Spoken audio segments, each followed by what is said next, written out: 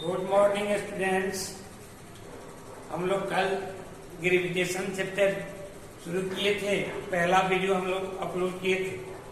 उसके बाद उसके आगे के जो है ग्रेविटेशन चैप्टर का हम आगे वाला टॉपिक पढ़ना शुरू करेंगे। तो हम लोग कल समाप्त किए थे गुरुत्वाकर्षण का सार्वत्रिक नियम। तो गुरुत्वाकर्षण का सार्वत्रिक नियम के तहत हम लोग गुरुत्वीय फोर्स यानी गुरुत्वाकर्षण फोर्स यानी F बराबर G into M1 plus M1 into M2 by R square, यह फॉर्मूला को देखे थे एक, और इनके टॉपिक को कंप्लीट हम लोग किए थे। आज जो है इसके आगे हम लोग आज गुरुत्वीय त्वरण के बारे में जानेंगे। तो आपको गुरुत्वीय त्वरण को बारे में जानने से पहले एक चीज और जानना अति आवश्यक है। वो कहलाता है मुक्त पतन। क्या कहलाता है बाबू? मुक्त पतन।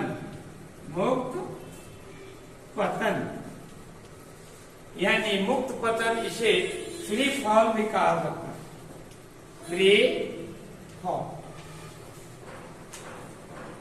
मुक्त पतन या फ्री फॉल। तो फ्री फॉल यानी मुक्त पतन क्या है, इसके बारे में जानेंगे। आप देखते हो यह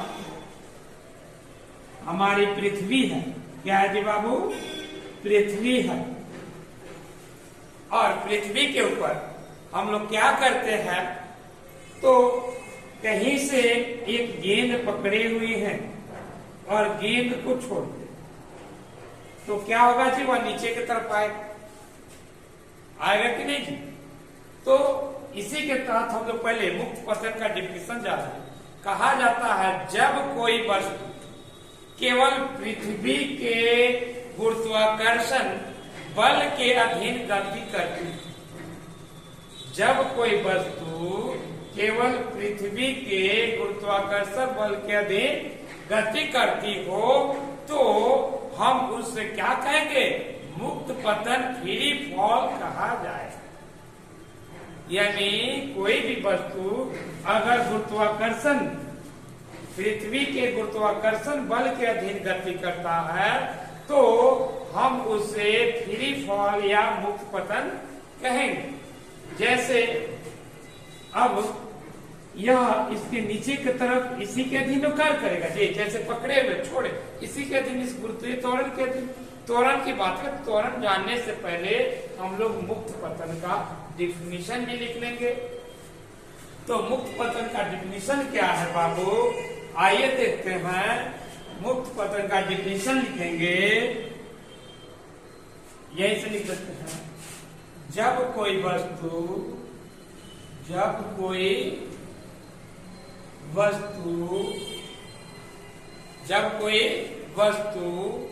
केवल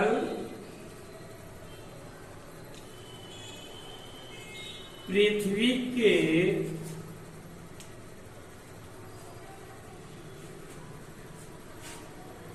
गुरुत्वाकर्षण बल, किसके थी? गुरुत्वाकर्षण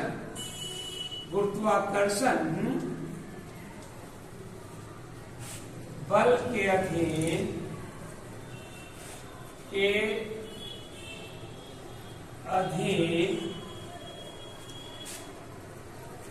गति करता हो। गुरुत्वाकर्षण बल के अधीन गति करता हो, तो उसे केवल गुरुत्वाकर्षण बल के अधीन क्या करता हो जी? गति करता हो, तो उसे मुक्त पतन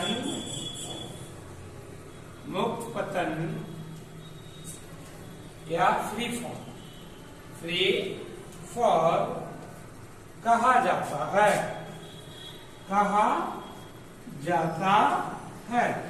मुक्त पतन या फ्री फॉल कहा जाता है। यानी जब कोई वस्तु गुरुत्वीय त्वरण के अधीन गति करेगा, तो उसे मुक्त पतन या फ्री फॉल कहा जाए। यानी इसके तहत एक और चीज बता दें कि जब मुक्त पतन में क्या होता है जी, मुक्त पतन में पृथ्वी के गुरुत्वाकर्षण बल पृथ्वी के गुरुत्वाकर्षण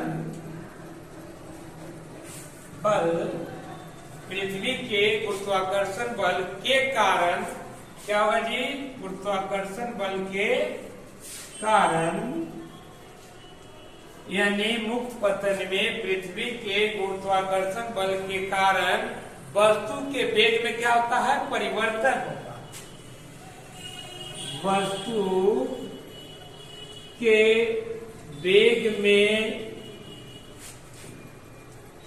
परिवर्तन होता है। क्या होता है जी, परिवर्तन होता है। वस्तु के वेग में क्या होता है जी, परिवर्तन होता है। जैसे परिवर्तन की बात आ गई, यानी क्या हो गया, त्वरण की बात आ गई, यानी परिवर्तन होता है, उसमें क्या होगा जी, उसमें त्वरण उत्पन्न होगा।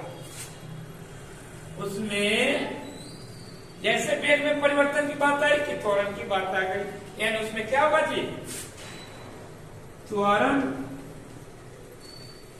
उत्पन्न होता है।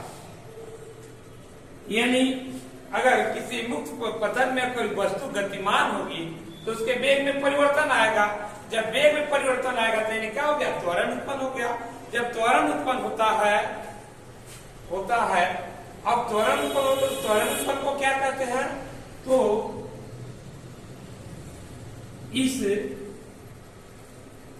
त्वरण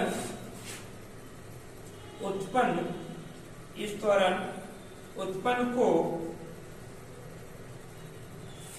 गुरुत्वीय त्वरण, नाम सुने जी, गुरुत्वीय त्वरण, जिसे ग्रेविटेशनल एक्सेलरेशन भी कहा जाता है, यानी गुरुत्वीय त्वरण कहा जाता है।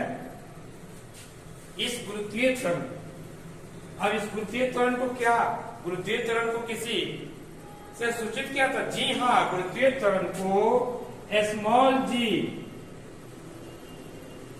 गुरुत्वीय त्वरण को स्मॉल जी से सूचित किया जाता है। यानी गुरुत्वीय त्वरण को स्मॉल जी से सूचित किया जाता है। यानी आपको बता दे बाबू कि यह पृथ्वी है, क्या है ये, पृथ्वी है ना, पृथ्वी है। अब इस पृथ्वी के ऊपर यह वस्तु है,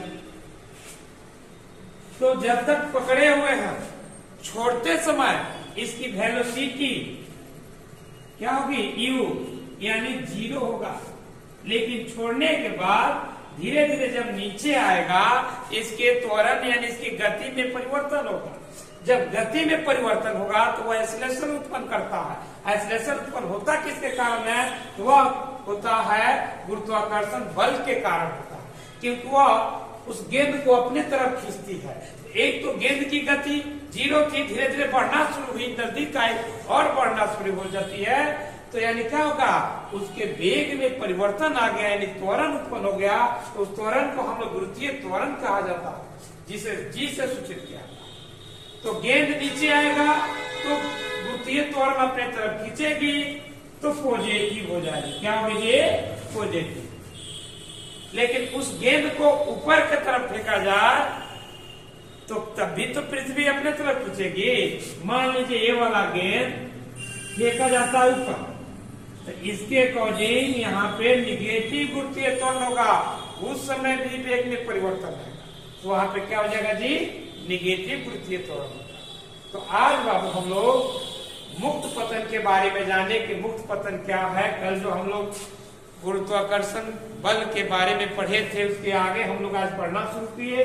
तो मुक्त पतन के बारे में जाने, यानी जब कोई वस्तु केवल पृथ्वी के गुरुत्वाकर्षण बल के अधीन गति करता है तो उसे मुक्त पतन कहा जाता है।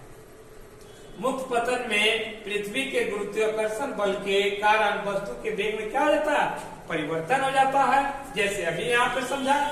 यानी तो इस तरह क्या होगा, जब वेग में परिवर्तन होगा तो क्या होगा, उसमें त्वरण उत्पन्न होता है, क्योंकि आप जानते हैं वेग में परिवर्तन को दर को क्या कहते हैं, त्वरण कहते हैं। तो जब वेग में परिवर्तन हुआ तो त्वरण कहा गया है, और तथा इस त्वरण को ही हम किस नाम से जानते हैं जी, गुरुत्वीय त्वरण के नाम से जानते हैं, जिसे जी से सूचित किया जाता है। तो बाबू आज हम लोग इसके बारे में पढ़े, इससे सही ढंग से नोट्स बनाएं, और वीडियो अच्छा लगे लाइक सब्सक्राइब जरूर करें। आप लोग डेली वीडियो लाइक सब्सक्राइब कीजिएगा, बेल आइकन को दबाइएगा, तो जो भी वीडियो डेली बाय डेली हम प्रोवाइड आपको कराते हैं आपके लिए, वो सब समय आपके पास पहुंच जाएगा। तो वीडियो को सही ढंग से देखें, और एक न समझ में आए तो 2 बार देखें, 3 बार देखें, लेकिन देखें जरूर, और नोट्स बनाए, नोट्स तैयार करते रहे। ठीक है बाबू, आज के लिए इतना ही।